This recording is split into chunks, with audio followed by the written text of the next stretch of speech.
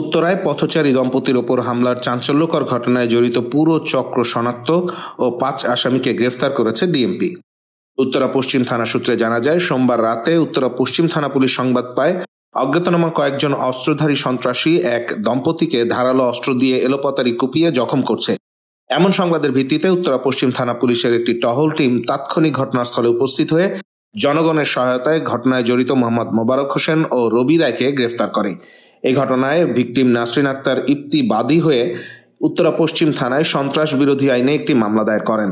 যা ফেসবুক এবং অন্যান্য সামাজিক যোগাযোগ মাধ্যমে ভাইরাল হয়ে পড়ে যে ৫ জন উঠতি বয়সী যুবককে, এর মধ্যে 2 জনের হাতে রামদা ছিল, তাদেরকে দম্পতিকে আঘাত করতে অবস্থায় দেখা যায়।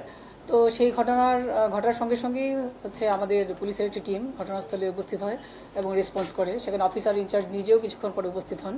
সেখানে আমরা ঘটনার যে বিবরণটা সেটা মেহবুল হাসান এবং পরবর্তীকালে যে মামলাটা হয় সেই মামলার বাদী নাসরিন আক্তার ইপ্তি, ওনারা বাড়ি ফিরছিলেন একটা রিক্সা যোগে। ওনাদের সামনে থাকা একটা রিক্সায় ইতিপূর্বে একটা ঘটনা ঘটে। এই যে বখাটিদেরকে আমরা গ্রেফতার করেছি তাদের মধ্যে 3 জন, তারা 2টি মোটরসাইকেল যুগে যাচ্ছিল। তারা প্রচণ্ড শব্দ করছিল।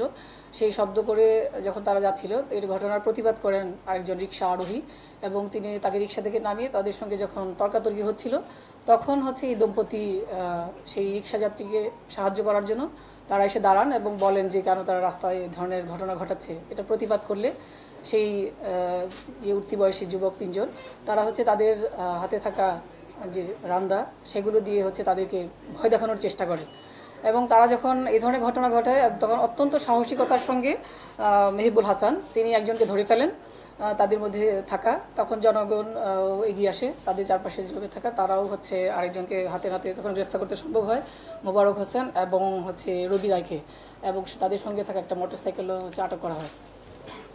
সেই যখন তাদেরকে আটক করা হয়, এই অবস্থায় তারা তাদের একজন ফোন করে আরও তাদের 2 সহযোগীকে ঘটনাস্থলে ডেকে নিয়ে আসে এবং ঘটনাটা যখন ভিন্ন খাতে মোড় নেয়, তখন তাদের আটকের ফলে এই বাকিরা পালিয়ে যায়।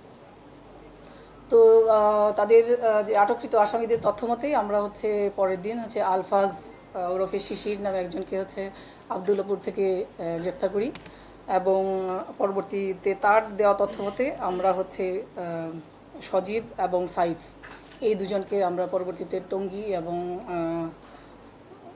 টঙ্গীর মাজারবস্তি এলাকা থেকে তাদেরকে আমরা গ্রেফতার করি এবং আসামিদের সঙ্গে থাকা যে 2টো রামদা আমরা দেখতে পাই সেগুলো উদ্ধার করা হয় এবং তাদের ব্যবহৃত 3টা মোটরসাইকেলের মধ্যে 2টি মোটরসাইকেল আমরা উদ্ধার করতে সক্ষম হই এবং এই ঘটনায় একটি মামলা দায়ের হয় সেদিনই।